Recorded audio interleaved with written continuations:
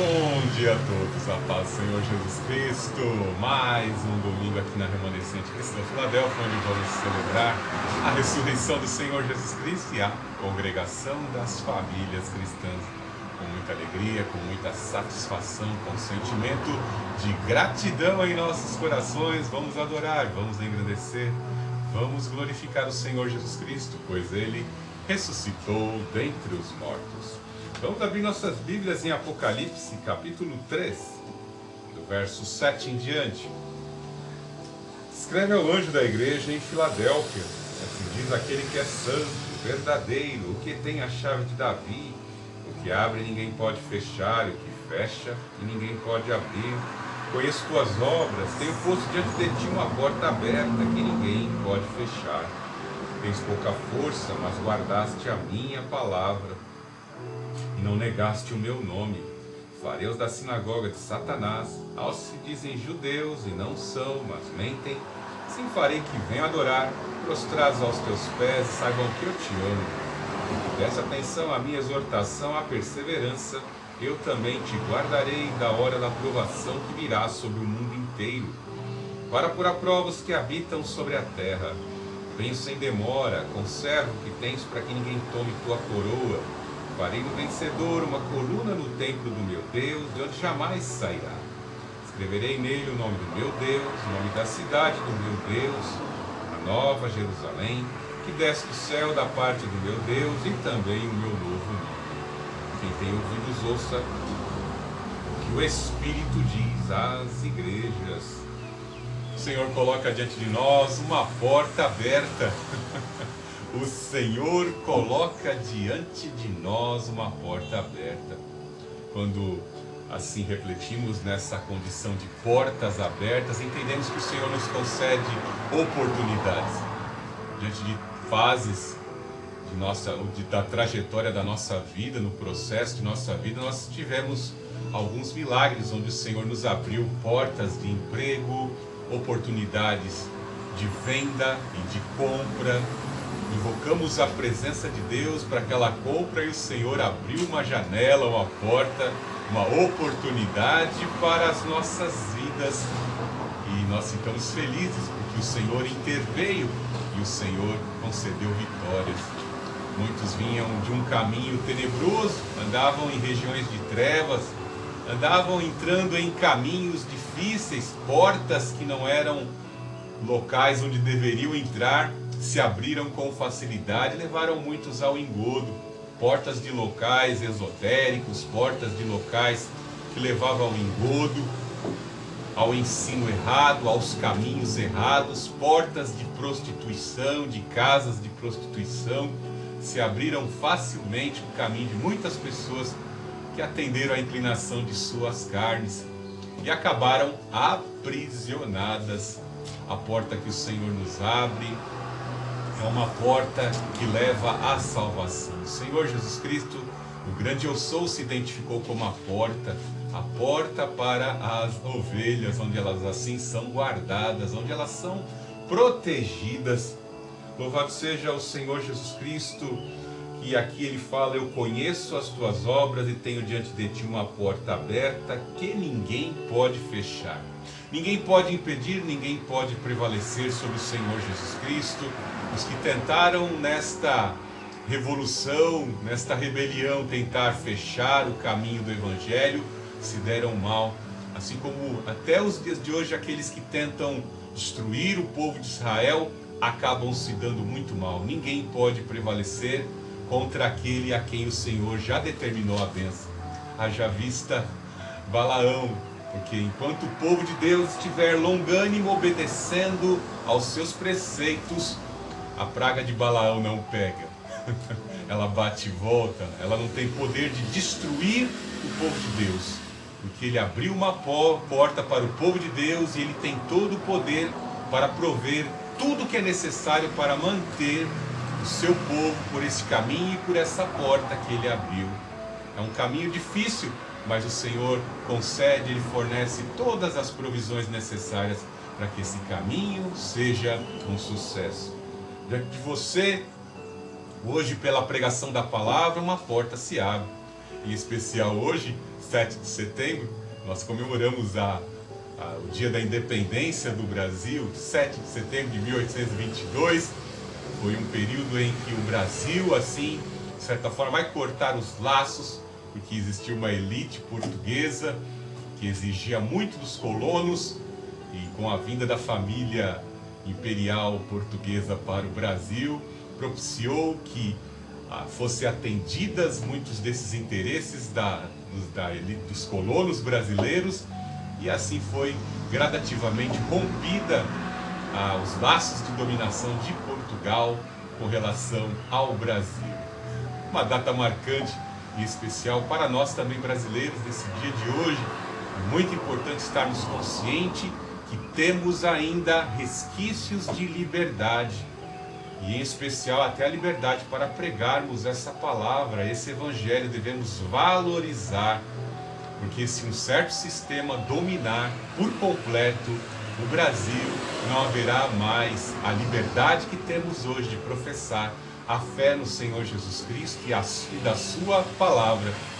Onde esse regime macabro se instalou, a igreja passou a pregar o evangelho na clandestinidade. Muitos ainda não se atentaram para isso. Muitos vão acordar quando já estiverem presos dentro da jaula, e aí sentirão falta da liberdade que tínhamos em tempos passados, não muito distantes. E aí a liberdade será valorizada. Louvado seja o Senhor Jesus Cristo.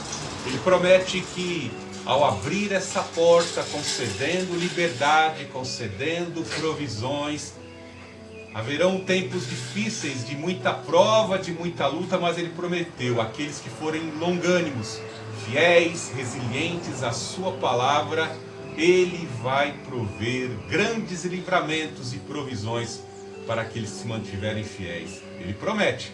Ele prometeu abrir porta e ele abre. Ninguém pode fechar essa porta, esse caminho que ele nos abre. Ninguém nos tira de um lugar se o Senhor assim não determinar, se o Senhor não permitir. Ele é o Todo-Poderoso que tem poder para intervir nessa história, no curso dessa história. Louvado seja o Senhor Jesus Cristo. Aqui em Êxodo capítulo 3, nós vemos um dos pontos marcantes da história do povo de Israel.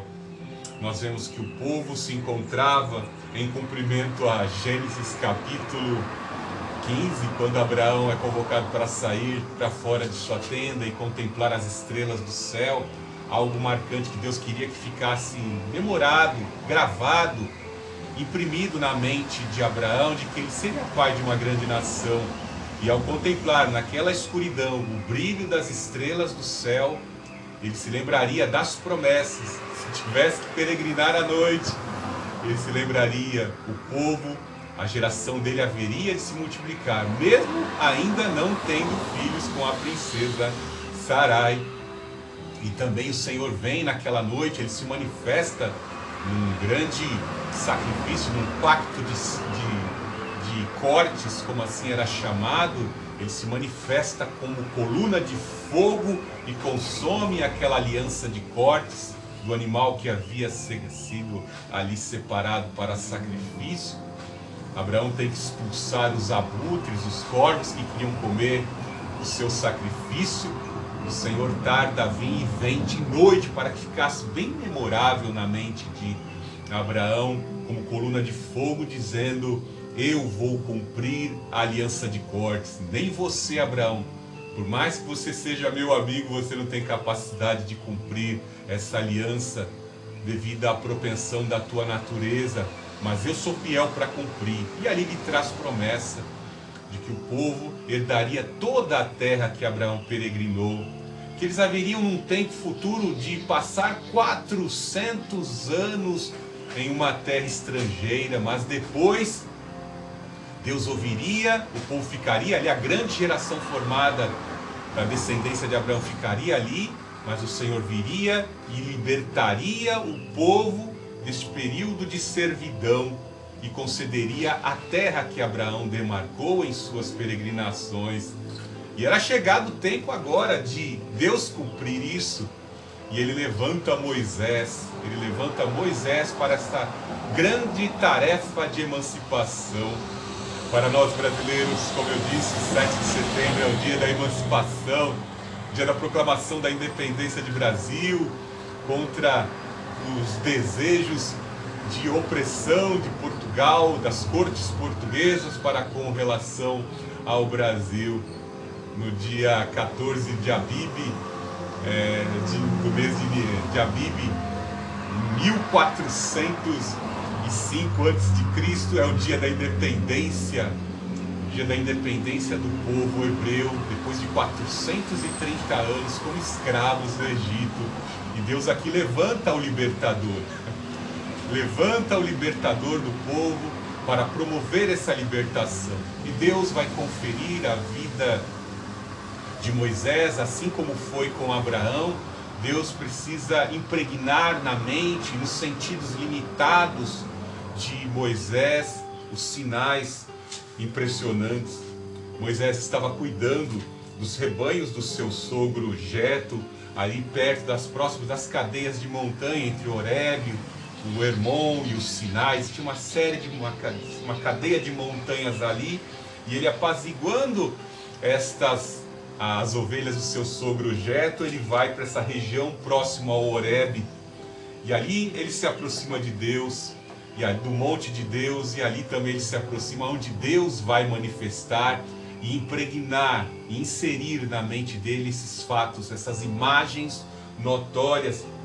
Veja no capítulo 3 de Êxodo, verso 2: e o anjo do Senhor apareceu numa chama de fogo, numa sarça, e Moisés olhou e viu que a sarça estava em chama, mas não se consumia.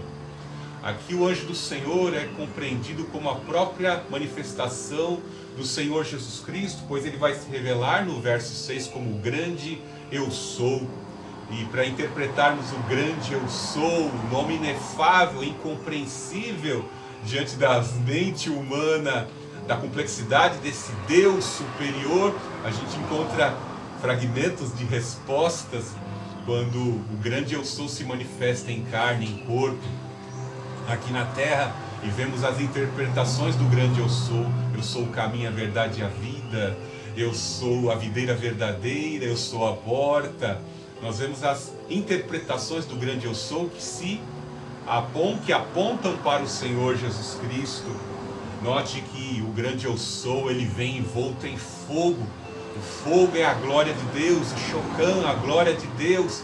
Este mesmo fogo é o que vai iluminar o povo para ocorrer a peregrinação. Vai proteger o povo ali diante do mar Vermelho, quando eles cruzam, impedindo que o exército de Faraó atingisse, tocasse para fazer o mal no povo de Deus. Algo maravilhoso. Veja que a sarça estava ressecada, e sabemos muito bem que vegetação seca fica muito mais propensa a ser consumida e a dissolver com o fogo, mas a sarça não se consumia, indicando que não era um fogo comum como esse que nós vemos, esse fogo inflamável que destrói, deteriora a matéria. Veja que é um fogo sobrenatural, que é o mesmo fogo que poderia cair sobre as nossas vidas e nos destruir. É o mesmo fogo do Espírito Santo que desceu no Pentecoste para romper com as cadeias e nos selar para a salvação, nos selar para a liberdade que temos em Cristo Jesus. É o mesmo fogo que vai ser derramado e profetizado alguns séculos depois por Joel, e vai se cumprir no dia de Pentecostes, como vem na narrativa, no discurso, na pregação do apóstolo Pedro no dia de Pentecostes. Um fogo que encheu Pedro de audácia, de poder para pregar contra aqueles que conspiraram contra Jesus e que conspirariam contra eles. Pedro se sentiu encorajado, munido desse fogo. Esse mesmo fogo vai se manifestar na vida de Moisés ali no processo de emancipação do povo de Deus. Então disse: vou me aproximar para ver essa coisa espantosa, pois a sarça não se consome. No verso 3, 4, vendo o Senhor que ele se aproximava para ver, chamou no meio da sarça: Moisés, Moisés. E ele respondeu: estou aqui, eis-me aqui. Note como Deus nos conhece. O Santo Onisciente conhece o seu líder, a quem ele está convocando. Às vezes você está se achando que eu não sirvo para nada, não presto para nada. Qual o propósito de Deus? Um Moisés que talvez se lembrasse há um tempo atrás, 40 anos atrás, um bom tempo atrás, eu nasci na corte, tive o privilégio de estudar na melhor universidade da época, que era lá a Universidade do Egito. Tive contato com astrônomos, com legisladores, com as ciências políticas para governar, com a arquitetura egípcia. Tive uma gama vasta de conhecimento.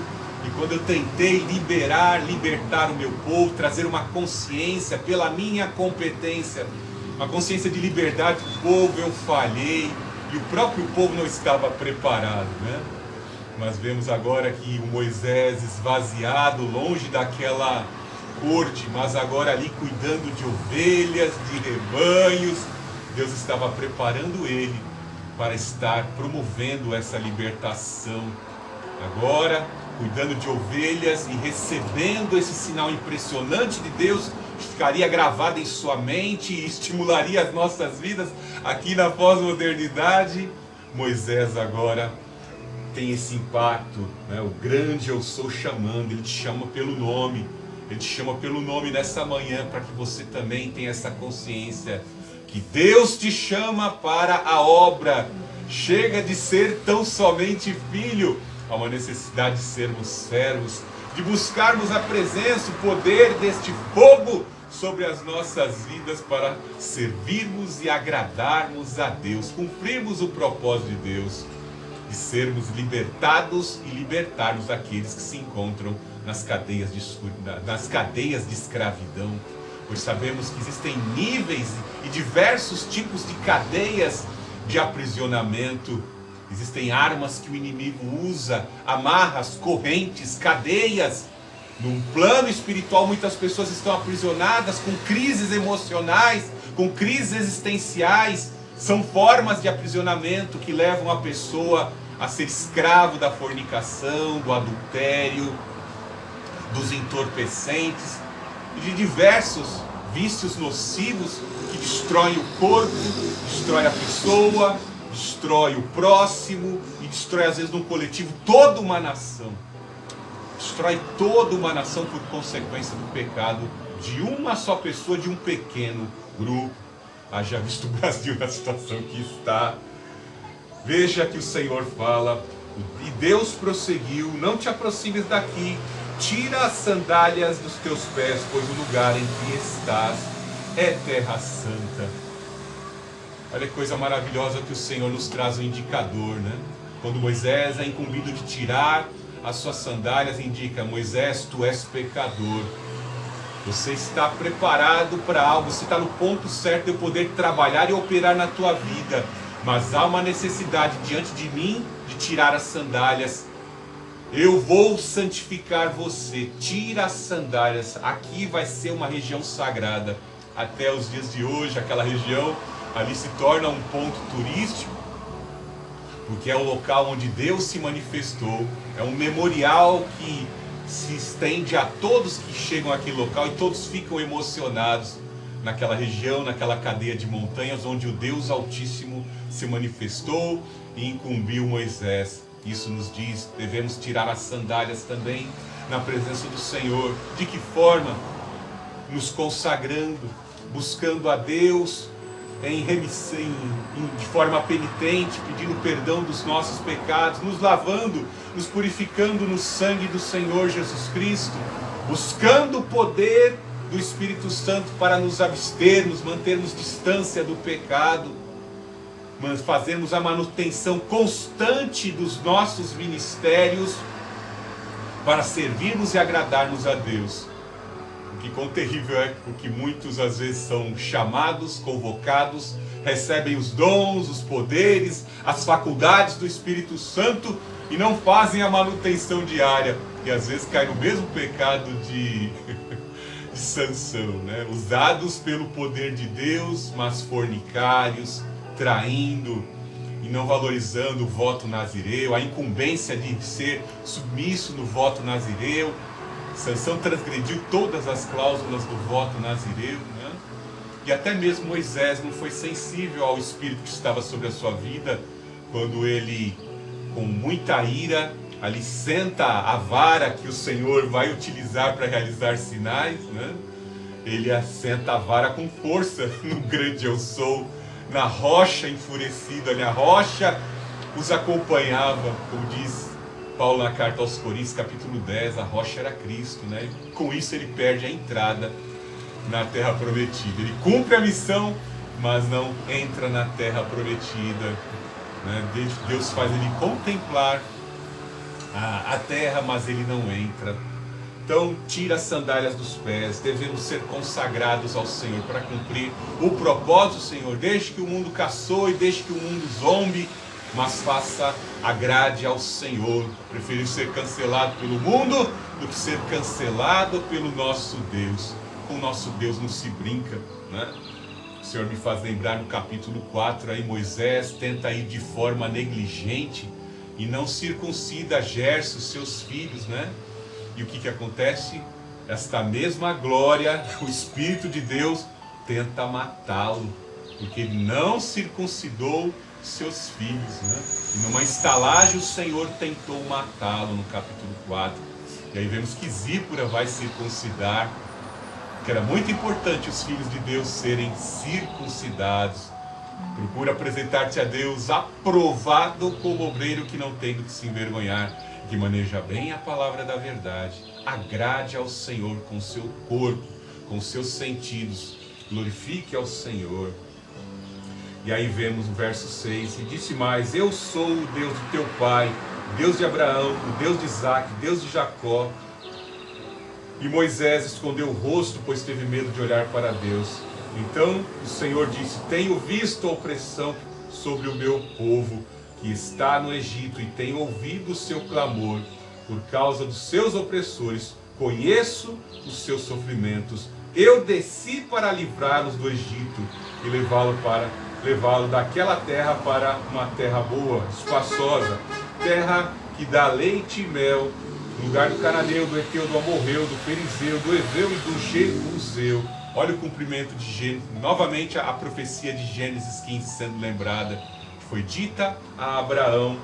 Veja que ele afirma, né? Tenho visto e ouvido. O Senhor viu a opressão e tem ouvido o clamor dos filhos de Deus. E o tempo é agora. E conhecereis a verdade, e a verdade vos libertará. Não é Moisés quem vai libertar. Moisés vai ser usado pelo poder do libertador. O grande eu sou desceu para libertar. Temos que crer nessa palavra. 7 de setembro, dia da independência do Brasil. Temos que clamar por aquele que tem poder para libertar as nossas vidas dos vícios, do mal, de toda a sorte, toda a cadeia, de toda a forma de escravização, de toda a cadeia, de toda a amarra, de todas as correntes que sejam das trevas, que é do inimigo. O Espírito nos dá discernimento, seu conhecimento nos dá força para professarmos com fé e invocarmos o poder do Senhor Jesus Cristo, que tem este poder para quebrar e nos libertar. Glorificado seja o Senhor Jesus Cristo nesta manhã. Deus Altíssimo, Deus de amor, Deus de poder, te louvamos, te adoramos, te engrandecemos nesta manhã. Queremos te exaltar, queremos te glorificar. Quebra, rompe as nossas cadeias, nos faz pela fé libertos, pelo poder do Senhor Jesus Cristo, a te glorificar como único Deus e Senhor. Em nome do Senhor Jesus Cristo, assim glorificamos o Pai, o Filho de Deus e o Santo Espírito. Nesta manhã de domingo, louve, adore, exalte ao Senhor Jesus Cristo, nosso libertador, ressuscitou dentre os mortos.